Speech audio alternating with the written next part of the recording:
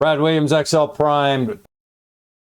Let's say we have a bunch of cities and we have their population and we want to rank these from 1 to 10.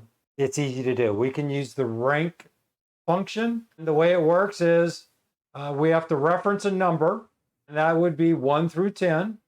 We have a reference range, which would be, in this case, C5 to C14. The numbers are wrong here, sorry. Order in which we want to see this information is optional. What we're going to do here is we're going to look at this information. We're going to rank, because these are in order, this is simple. All we do is hit rank C5. Where does it rank? In B5 to B14, and we want the order 0. That's ascending or descending order.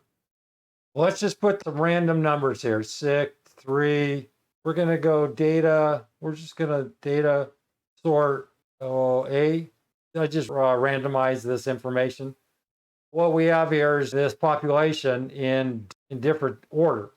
So now you can see New York is number 1, Dallas is ranked number 9, so on and so forth. You can sort this. You can just go back in here. The sort function, data, and I want to sort by population, largest to smallest. We have 1 to 10. If you want to reverse that, go sort smallest to largest. If you want to sort column A, go A to Z.